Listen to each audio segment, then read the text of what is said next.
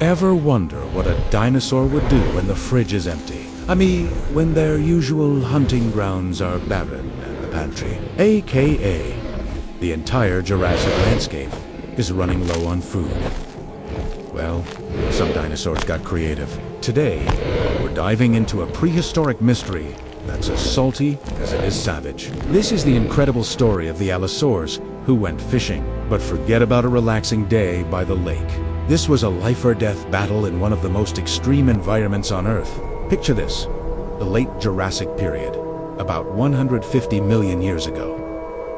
This is the golden age of giants. Massive sauropods, like Brachiosaurus and Diplodocus, roamed the land, and stalking them is one of the era's most fearsome predators.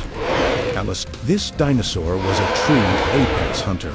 Growing up to 12 meters long and weighing several tons, Allosaurus was a walking nightmare. It had a massive skull filled with serrated, blade-like teeth, powerful legs for chasing down prey, and 3 large, sharp claws on each hand, perfect for gripping and tearing. For millions of years, this was their world. A world of lush fern prairies and dense conifer forests.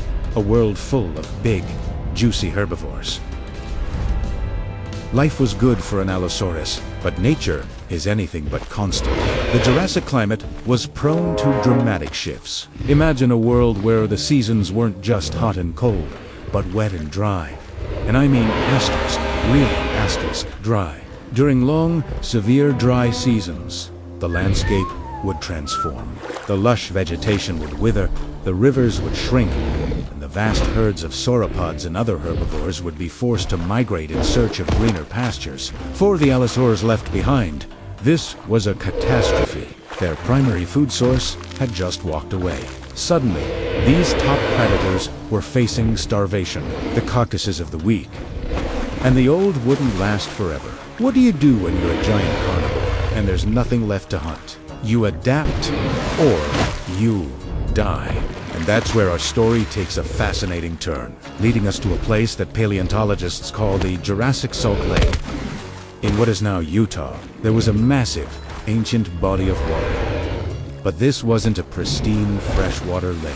Due to the arid climate and high evaporation rates, it was incredibly salty, possibly even saltier than our oceans today. This extreme environment would be toxic to most creatures, but life, as they say, finds a way. This salt lake was teeming with a unique and hardy ecosystem. Among its inhabitants were some truly monstrous fish. We're talking about ancient coelacanths, a lineage of living fossils and other large predatory fish that had adapted to thrive in these saline waters. Some of these fish could grow to enormous sizes, several meters long, armed with powerful jaws and a taste for whatever they could catch. This lake wasn't a peaceful oasis. It was an underwater arena of predators. Now, how do we know Allosaurs were even here? The evidence is written in stone.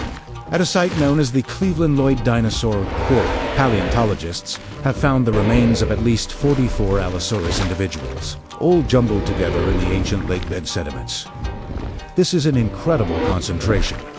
It's not a random collection. Something specific drew these predators here.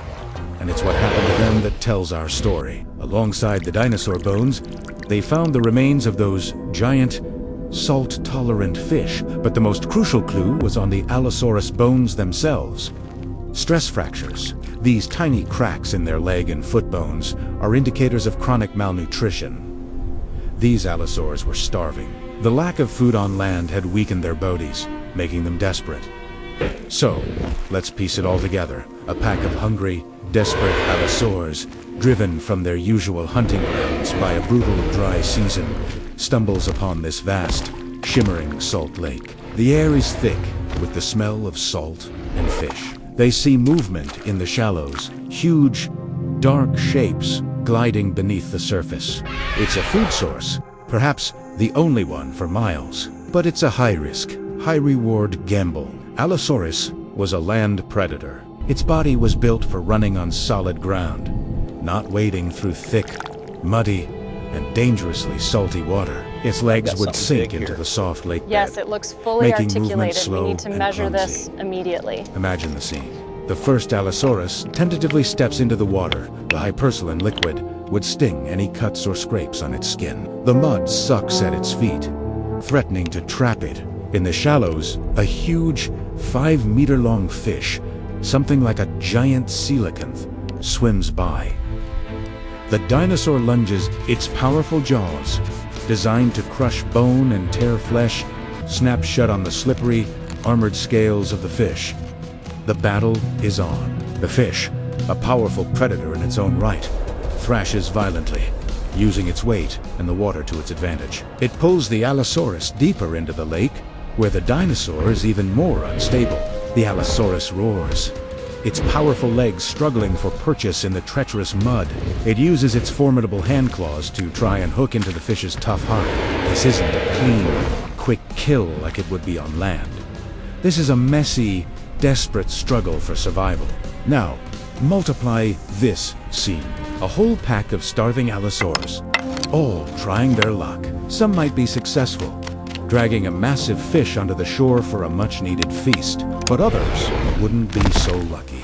An Allosaurus could easily become bogged down in the thick mud. While it's struggling, it becomes vulnerable. Other hungry Allosaurs, driven mad by the scent of blood and the frenzy of the hunt, might turn on their trapped packmate. Cannibalism was not uncommon among theropods, especially when food was scarce. A trapped, struggling Allosaurus was an easy meal.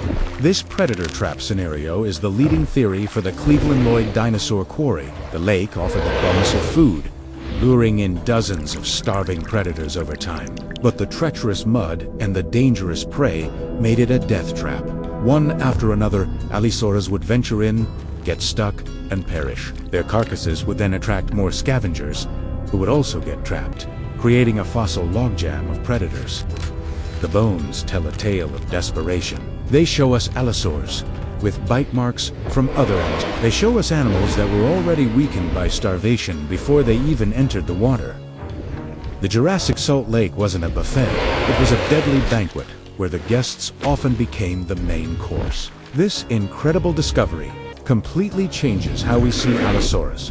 We often think of them as the undisputed kings of their domain, the masters of the hunt and wherein this story shows a different side.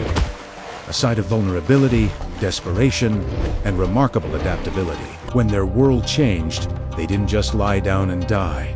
They took a massive risk. They abandoned their traditional hunting strategies and ventured into a hostile, alien environment to try something new. They became fit. It was a strategy born of desperation, and for many, it was a fatal one. But the fact that they tried it at all is a testament to the incredible drive to survive that exists in all living things. It is a stark reminder that even the most powerful creatures in Earth's history were at the mercy of their environment. A change in climate, a shift in food availability, and suddenly the top of the food chain becomes a very precarious place to be. The Salt Lake Feast of the Allosaurs is more than just a cool story about dinosaurs fishing. It's a window into the brutal realities of life in the prehistoric world. A world of constant struggle, adaptation, and survival against all odds.